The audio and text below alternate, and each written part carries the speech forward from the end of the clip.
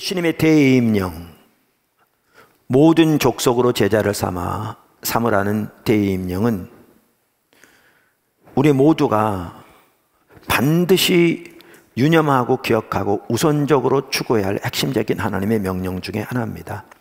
그래서 대임령이라고 우리가 그렇게 부르죠. 그런데 이 예수님의 대임령을 실천하기 위해서 가장 효과적인 방법 중에 하나가 관계중심 전도입니다. 오늘도 우리가 이번 시리즈에 그렇게 하고 있듯이 가능하면 책을 통해서 배우려 하기 때문에 오스카 탐슨 박사가 말하는 내용들을 이렇게 주로 살펴보고 그리고 거기에 설명을 덧붙이는 방식으로 이 부분을 살펴보려고 합니다. 첫째,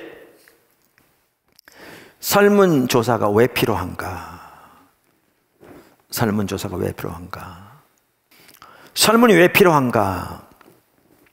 이 책 158쪽에서 오스카 탐슨 박사는 이렇게 얘기합니다. 왜 꼭 설문을 해야 하는가? 라고 물을 수 있다. 이유는 간단하다. 종이에 적어놓지 않으면 필요한 내용을 다 기억할 수 없기 때문이다. 전도하기 위해서는 틀이 있어야 한다. 무엇이든 살아 움직이는 역동성을 갖기 위해서는 구체적인 명시가 필요하다.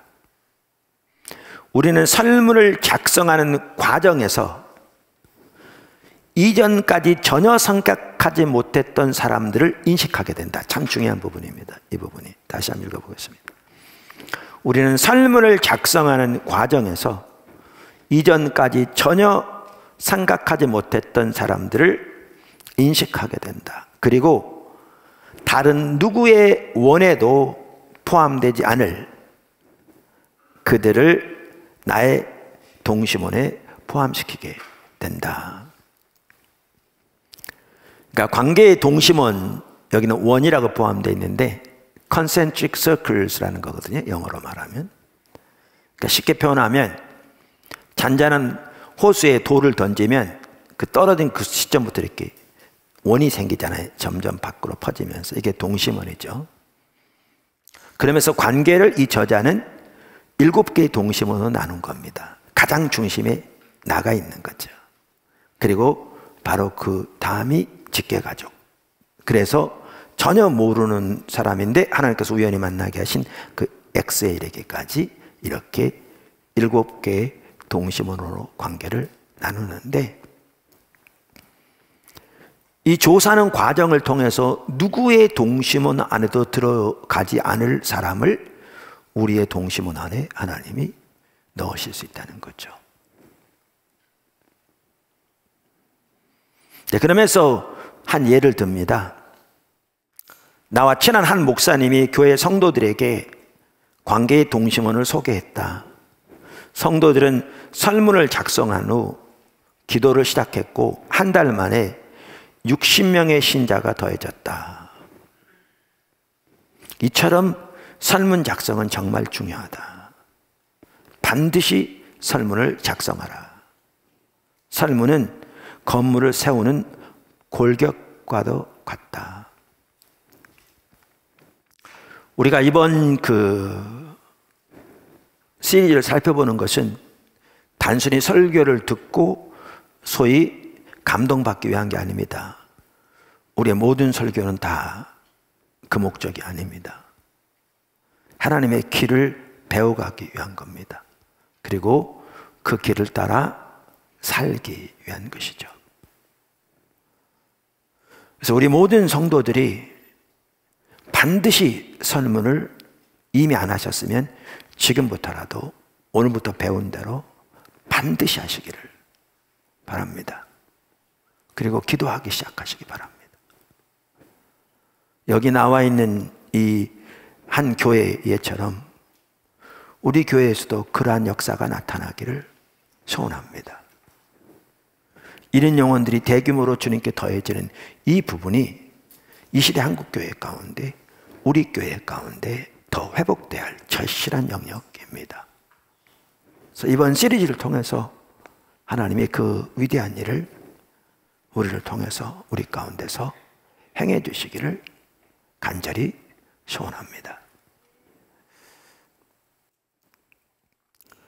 그러면서 여기 또 이렇게 얘기합니다. 아주 중요한 부분들이죠. 사실 저도 책을 여러 권 썼습니다마는 책에는 설교와는 달리 자질구레한 내용들을 다 쓸 수 없거든요. 그러니까 함축해서 핵심적인 요점들만 쓰게 돼 있거든요. 그러니까 어떨 때는 한 문장 안에 매우 중요한 많은 부분들이 포함되어 있거든요. 그러니까 이런 부분들을 우리가 잘 보지 못하면 놓쳐버리는 거죠. 설문을 작성할 때 반드시 기억할 것이 있다. 우리는 잃어버린 자들뿐 아니라, 잃어버린 자들이란 말은 예수님을 안 믿는 사람들을 말하는 거죠. 불신자들, 잃어버린 자들뿐 아니라 구원받은 자들까지 사랑해야 한다는 것이다. 우리의 관계의 동심원에는 이미 구원받은 이들도 포함되어야 한다. 중요한 부분입니다. 그러니까 단순한 전도의 목적만이 아닙니다. 말씀드린 대로 우리의 관계의 동심원에는 이미 구원받은 이들도 포함되어야 한다. 그들을 위해 기도하고 있는가? 그러기를 바란다. 그들에게도 필요가 있다. 그들에게도 상처가 있다. 그들의 필요를 채워주는 것이 우리의 삶의 한 부분이 되어야 한다. 하나님의 사랑을 그들에게 보여줌으로써 잃어버린 세상을 사랑하는 법을 연습할 수 있다. 이제 2단계를 시작하면서 이렇게 말하고 있거든요. 우리가 전체적인 개요 때도 살펴봤습니다만은, 오랜 세월 그리스도인으로 살아왔어도 잃어버린 이들과의 관계에 대해서는 전혀 생각하지 않는 경우가 많다. 하나님이 우리 삶에 보내신 사람들, 우리의 영향권 안에 놓으신 사람들에 대해 굳이 생각해 보지 않는 것이다. 그러니까 믿으지 오래될수록 교제권이 예수 믿는 사람들만 이렇게 남아있는 경우들이 너무 많잖아요. 하지만 설문을 통해 관계의 동심원 안에 있는 사람들을 파악하기 시작하면 주님이 필요한 온갖 유형의 사람들이 모두 그 안에 있음을 깨닫게 된다. 이게 필요성입니다. 설문의 필요성. 그러면서 여기 책에 보면 이제 좋은 예들이 많이 나오거든요. 이렇게 섬겨가면서 하나님께서 얼마나 귀한 역사들을 나타내셨는지. 그런데 이 좋은 예들을 그냥 하나의 예이기도 하지만 거기서 우리가 배울 게 많아요. 배울 게. 하나님께서 역사하셔서 구원하셨다.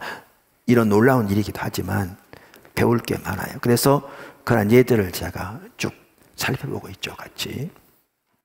여기 제프라는 학생의 예가 나옵니다. 제프의 형은 히피 운동이 한창이던 1960년대 말 집을 나갔고, 그 후로 가족들은 한 번도 형의 소식이 들어본 적이 없는, 그래서 그 형 때문에 특별히 부모님들의 마음이 너무나 아픈, 생사조차 알 길이 없는 그러한 상황이었습니다. 그러한 상황에서 제프가 하루는 그 오스카 탐슨 박사를 찾아와서 그런 얘기를 하면서 이렇게 얘기하더랍니다. 솔직히 형이 어떻게 지내는지 궁금하지도 않습니다. 형을 제 관계의 동심원 2에서 빼도 될까요? 라고 물은 거죠. 기억하고 싶지도 않은 거죠. 이런 경우들이 여러분의 삶에도 있을 수 있습니다. 오스카 탐슨 박사가 정확하게 잘 지적하고 있죠. 아니요, 제프 안 됩니다. 하나님이 형을 제프의 동심원 안에 두신 데는 분명한 이유가 있습니다. 형의 이름으로 설문을 작성하세요. 형을 위해 중보하세요. 형에 대한 본인의 태도를 바로잡으세요. 이런 부분이 매우 중요한 부분입니다. 마음에서부터 형에 대해 올바른 마음의 태도와 자세를 가져야 되는 게 출발점입니다. 우리가 이미 여러 번 살펴본 것처럼.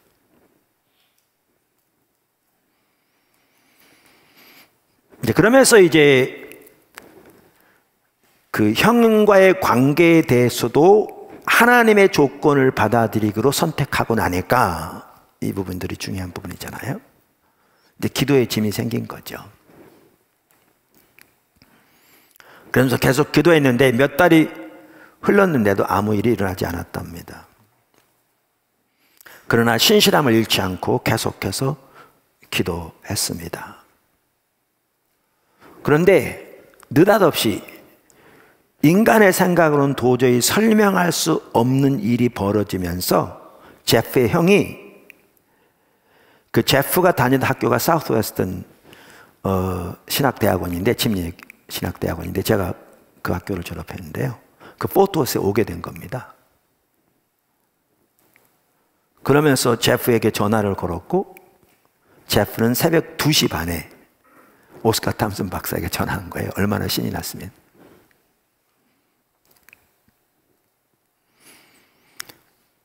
탐슨 교수님 혹시 주무시나요? 부터 시작해서. 저 제프입니다. 방금 형이 제게 전화를 했어요. 지금까지 형을 위해 기도했는데 글쎄 형이 포토웨스에 있답니다. 내일 아침 저와 함께 수업에 들어갈 겁니다. 정말 잘 됐군요. 내일 아침 수업 시간에는 학생들에게 어떻게 예수님을 개인적으로 알 수 있는지에 대해 강의할 예정입니다.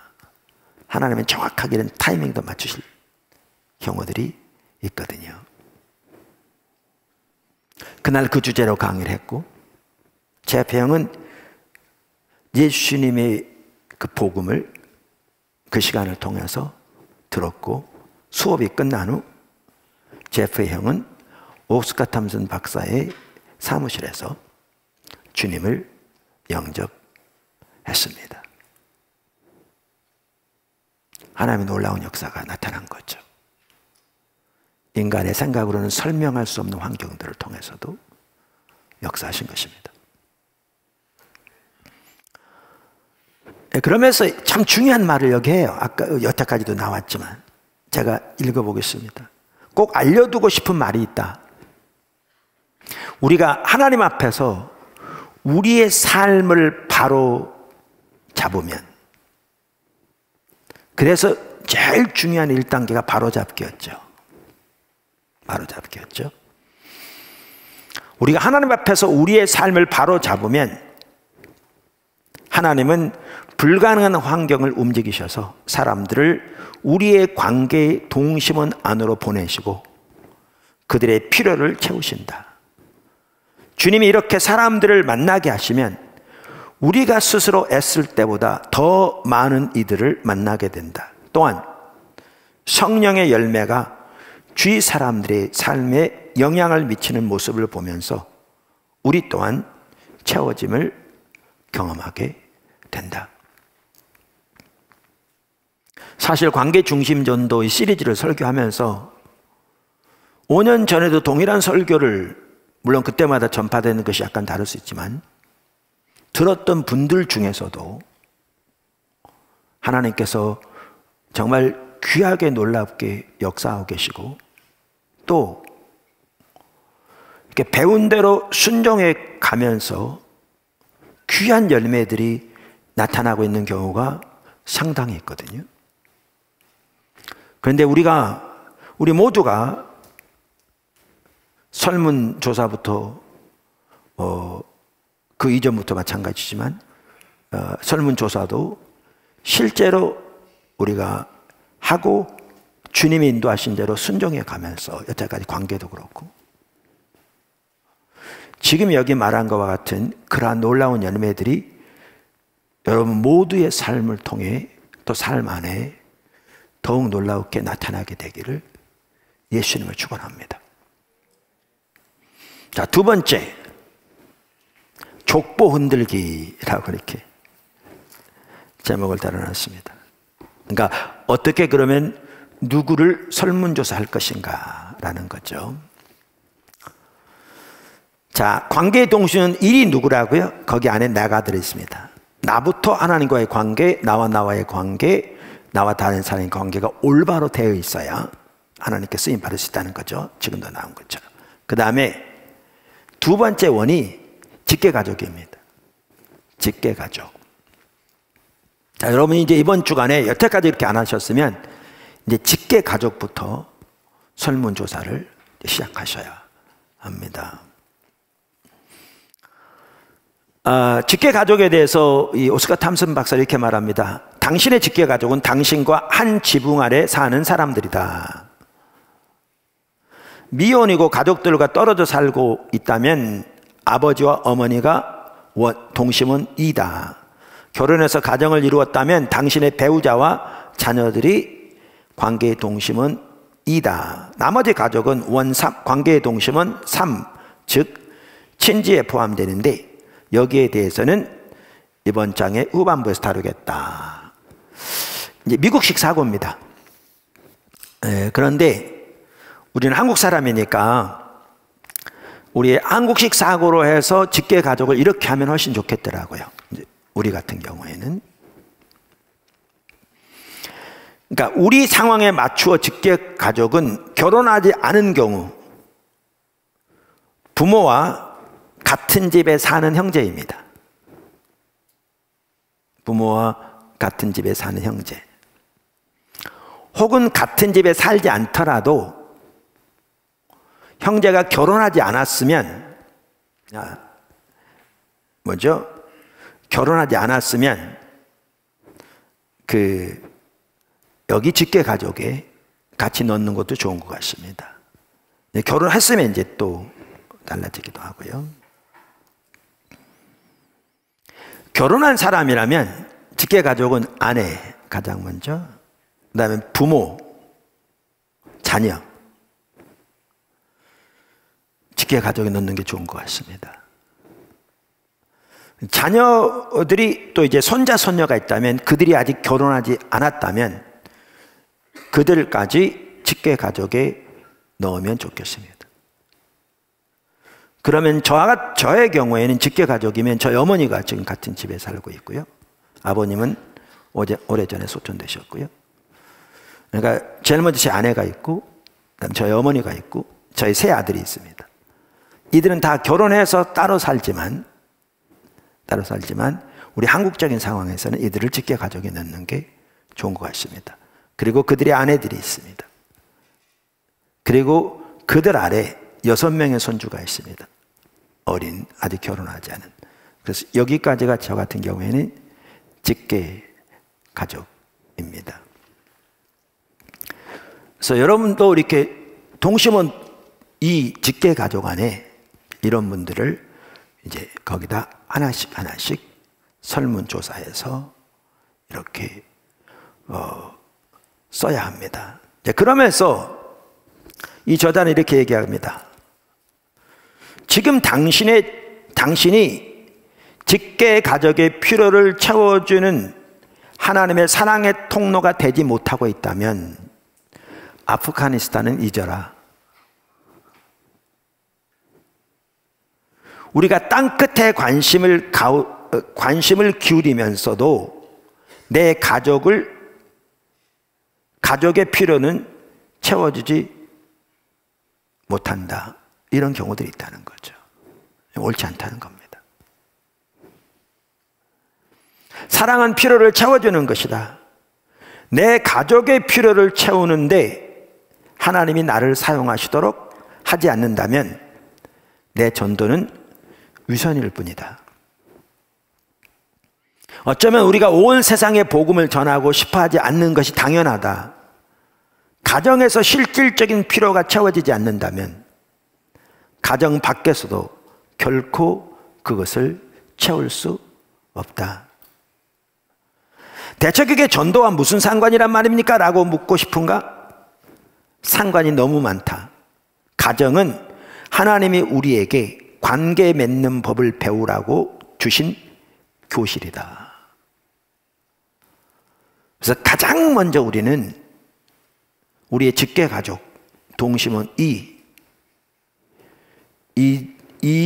한 사람 한 사람을 설문조사하고, 사랑은 상대방의 필요를 채우는 것인데 이들의 필요를 채움으로 그들을 사랑하는 것부터 시작해야 한다, 그 말입니다. 나이지리아의 전도를 위해서 힘쓰기 전에 너무나 중요한 가치죠. 성경적인 가치죠. 그러면서 이 장에서 가정은 배움의 장이다라는 부분을 다시 말합니다. 우리가 앞에서 살펴봤잖아요. 가정은 관계를 위한 학교다. 하나님이 관계를 그렇게 의도하셨다. 그러면서 가정은 관계를 위한 배움의 장이다. 이것을 다시 언급합니다. 정말 중요한 부분입니다. 제가 한번 읽어보겠습니다. 예를 들어보겠다. 내게 찾아와 탐슨 교수님, 전 고등학교 때, 이제 그러면서 이제 뭐냐면 이런 얘기입니다. 한 학생이 찾아왔는데 고등학교 때 공부를 열심히 안 했다는 거죠. 대학교 때도 공부를 열심히 안 한 겁니다. 미국의 신학대학원은 대학원 과정이거든요. 미국의 교육에서 대학원 과정에서 시작하는 게 신학, 법학, 의학 세 가지는 대학원을 시작해요. 그런데 이 학생은 고등학교 때도 공부를 열심히 안 했고 대학교도 열심히 안 한 거죠. 그래서 신학대학원을 왔어요. 그러면서 이렇게 말하는 거죠. 울먹이면서, 전 사역을 하고 싶습니다. 헬라어와 히브리어도 공부하고 싶어요. 근데 지금까지는 제대로 못했습니다. 이제부터는 최선을 다할 겁니다. 그래서 잘 안 되니까 이제 울먹으면서 이제 얘기를 하는 거죠. 그러니까 교수로서 이들을 돕고 싶기도 하고 용기를 주고 싶기도 하고, 그래서 그걸 위해 최선을 다하지만 문제는 기초가 안 돼 있기 때문에 어려운 거죠. 기초가 안 돼 있기 때문에. 그러면서 이렇게 말해요. 교육은 훈련이다. 교육은 주어진 도구를 사용하는 방법을 배우는 기회다. 교육이 끝난 후에는 남은 시간 동안 그 도구를 사용하여 살아야 한다. 기초 쌓는 작업을 늦게라도 시작할 수는 있지만 이미 허송될 세월 한 다음이다. 기초를 쌓기까지 기다리는 시간이 길수록 뒤처진 시간을 따라잡는 기는 더 어렵고 복잡해진다. 그러면서 이건 너무나 당연한 얘기죠. 다 아는 얘기죠. 왜 이 얘기를 했냐면 관계도 그렇다라는 거지. 관계도 그렇다. 그러니까 하나님께서 우리에게 올바른 관계를 배우도록 가정을 주셨는데 거기에서 그것을 못 배우면 나중에 배울 수 있지만 그동안에 허송세로 될 뿐만 아니라 훨씬 어렵다는 거죠. 훨씬 어렵다.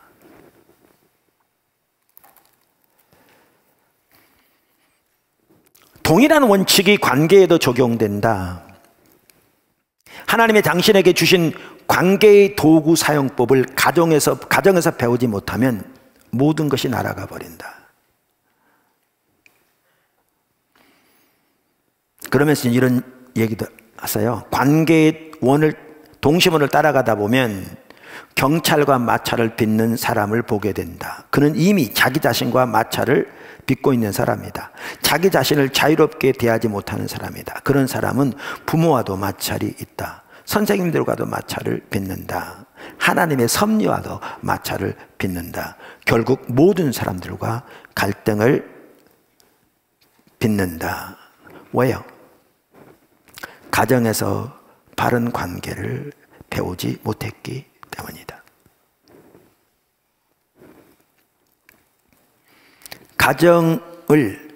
관계를 쌓는 기초의 장으로 활용하지 못하면 그것은 곧 도구를 상시해 보는 것과 같다. 물론 하나님은 우리가 뒤처진 시간을 따라잡고 새롭게 배울 수 있도록 도우시는 분이다. 하지만 이미 하나님이 준비하신 가장 좋은 기회는 지나간 것이다. 그래서 우리가 이번 시리즈를 통해서도 이렇게 배우는 것이 철저하게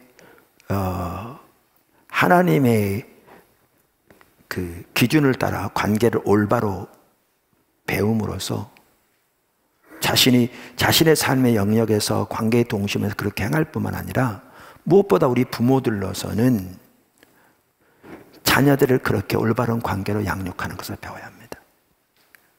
그래서 그들이 어려서부터 가정에서 올바른 관계 가운데 자라날 수 있도록 거기서부터 이것이 올바로 배워질 수 있도록 그렇게 해야 합니다. 저 개인적으로도 저는 저희 부모님을 탓할 생각이 전혀 없습니다. 한편으로는 부모님들도 희생자들입니다. 그 후에 부모님들로부터 받은 상처 때문에. 그 후에 부모님들 한편 희생자들이었습니다. 우리나라가 그렇게 살아왔습니다. 제가 말씀드린 대로 80년 초에 저 미국으로 공부하러 갔는데 갔더니 관계에 대한 부분들, 상처에 대한 부분들을 너무나 많이 얘기가 되더라고요. 저는 한국에서 있을 때 들어본 적이 없었습니다. 그런 거. 먹고 살 게 급한데 무슨 관계가 또 없고 등등등. 근데 그 열매가 지금 사회 전체에 나타나고 있습니다.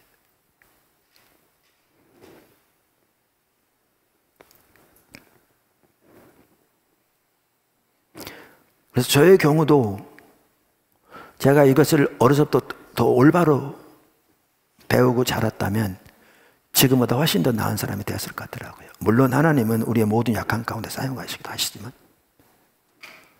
당연히 저도 완벽하지 못하기 때문에 우리 자녀들을 다 올바로 가르쳤다고 볼 수는 없죠. 그러나 점점 나아지고 있는 것만은 분명한 사실 같습니다.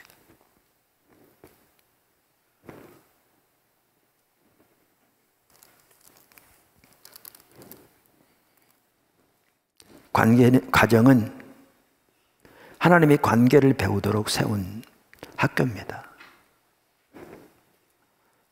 그래서 어려서부터 그렇게 배우고 자라날 뿐만 아니라 특별히 부모로서 어려서부터 올바로 자녀들을 올바른 관계 가운데 이렇게 세워가는 축복이 있기를 주님의 이름으로 축원합니다. 그다음에 동심은 3, 이제 친척이죠. 혹은 친지. 이제 그들에 대한 조사입니다. 제가 먼저 이분의 얘기를 먼저 읽겠습니다. 동심은 3은 친지다.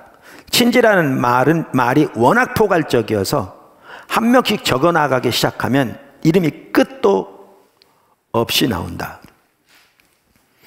친척들 중에 아는 사람이 거의 없는걸요? 라고 말하는 사람도 있겠지만 일단 족보를 한번 뒤져보라.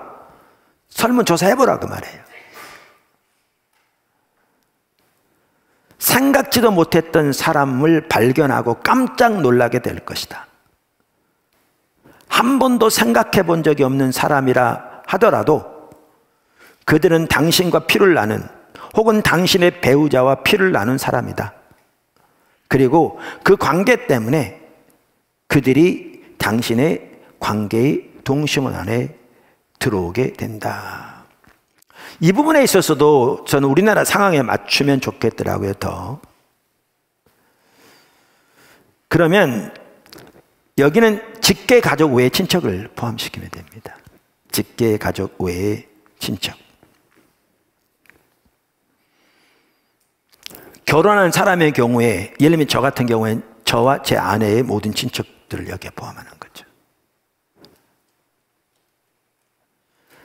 결혼한 사람의 경우에는 형제들도 여기에 속합니다. 예를 들면 저는 6형제의 장남이거든요. 제 남동생이 5입니다. 다 결혼했고요.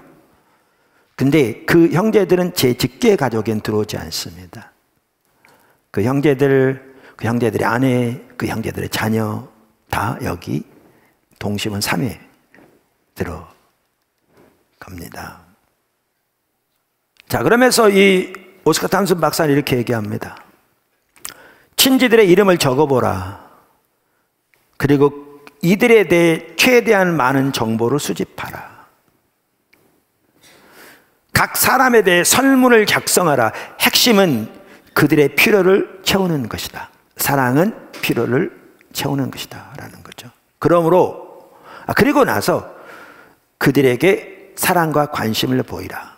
어느 순간 나를 생각해 주는구나 하는 말을 듣게 될 것이다. 이런 게 바로 삶이다. 사랑은 필요를 채워주는 것이다. 어떤 분은 이렇게 말할 수 있다는 거죠. 왜냐하면 거기 여러분이 실제로 하시라니까요. 해보면 엄청나게 많은 사람들이 나올 거거든요. 여기. 어휴, 참, 전 친척이 100명도 넘는다고요. 그 많은 사람들을 위해 기도하라는 말입니까?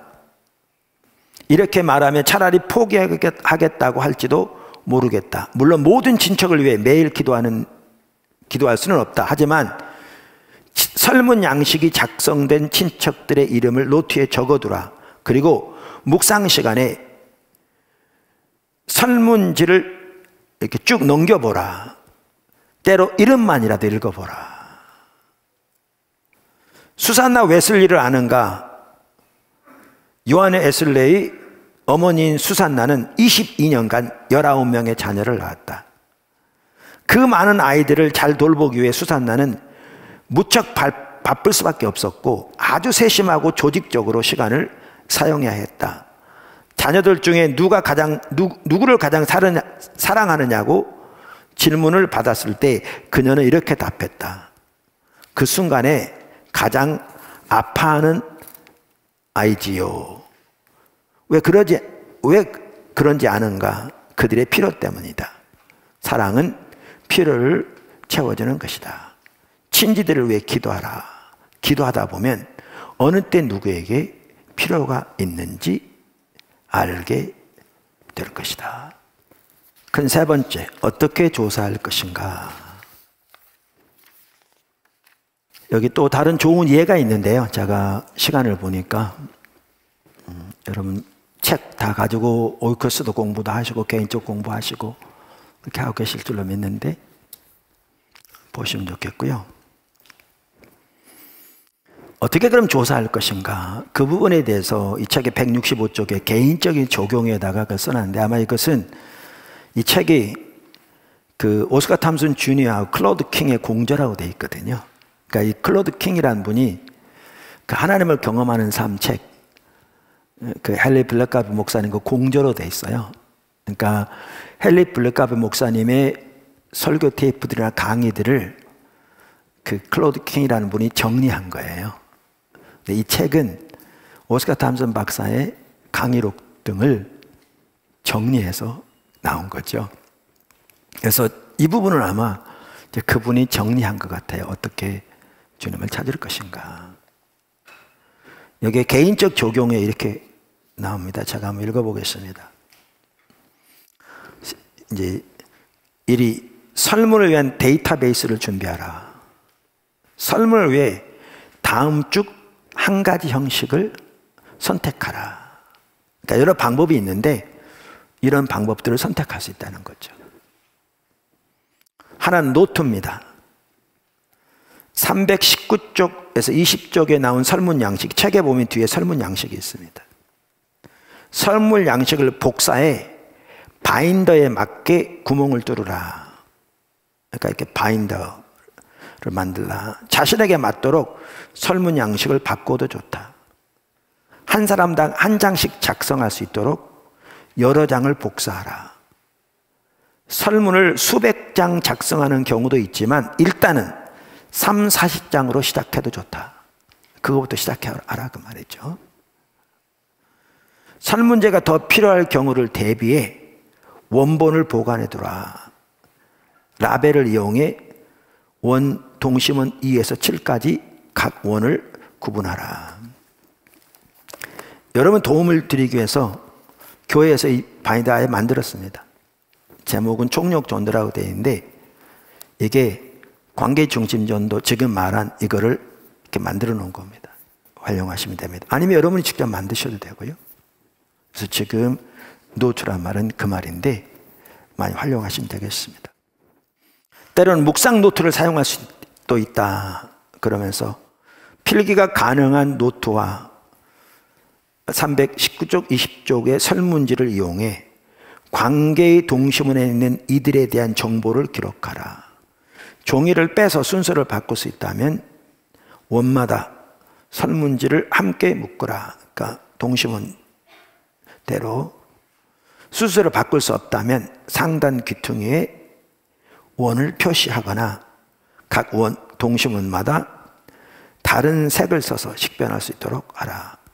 아니면 컴퓨터 데이터베이스를 사용해도 좋다. 혹은 색인 카드를 만들어 좋다. 이렇게 다양한 방법들을 제시합니다.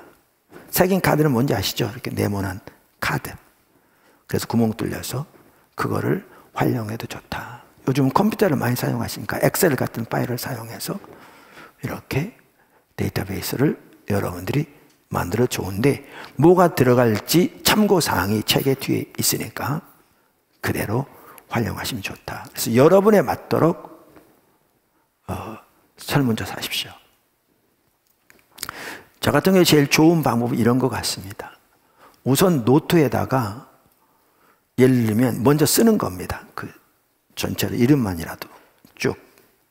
아까도 말한 대로 저 같은 경우에 저희 형제들은 금방 아는데 조카들까지 다 아는데 그게 이제 우리 작은아버지 자녀들까지 하다 보면 그대 아내 이름들까지 또 자녀들 이름까지 이렇게 먼저 한 장에 쫙 도표를 만든 다음에 이것을 이제 하나씩 옮겨가면 그 자세한 내용들을 이렇게 조사해 가면 훨씬 조사하기 쉬운 것 같습니다. 그래서 이 저자가 말한 대로 관계 동심은 2부터 3 수백 명이 하는 것도 좋지만 우선 3, 40명부터라도 시작하라. 보도나무교 성도들은 이번 주간에 꼭 그 부분을 한 번도 빠짐없이 할 수 있기를 예수님을 축복합니다. 자, 그러면서 이렇게 말합니다. 여기 설문조사에 대해서 3번 읽겠습니다. 동심원 2와 3 두 개의 원에 대한 설문이 준비됐으면 각 사람을 위해 기도하는 시간을 가지라. 그들의 필요를 알려주시기를 주님께 구하라. 어떻게 기도하고 어떻게 그들에게 사랑을 보여줘야 할지 가르쳐 주시기를 구하라. 성령님의 인도와 지혜가 핵심이거든요. 모든 면에서.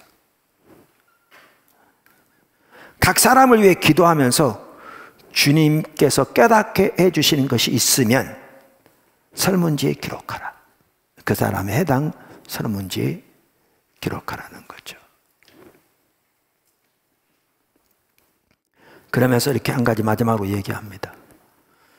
다음 장으로 넘어가기 전에 스스로에게 물어보라. 혹시 깨어진 관계 때문에 의식적으로 뺀 사람은 없는가? 거기에서. 사실 이런 부분을 다루다 보면요, 아플 수 있어요. 어떤 성도들은 이런 것들이 드러나니까 아프니까 예배 시간에 설교 시간에 나가버릴 수 있고 설교 꺼버릴 수도 있고 그런 건 전혀 해결책이 아니에요. 해결책이 아닙니다. 만약 그렇다면 그 사람도 포함시키라. 그 관계를 주님께 내어드리고 어떻게 해야 할지 주님께 물으라. 가장 중요한 것은 주님의 지혜와 인도와 주님의 역사입니다. 오늘 설문의 필요성, 중요성, 방법 그러면서 특별히 관계의 동심은 2와 3에 속한 분들을 어떻게 조사할 것인가 살펴봤습니다.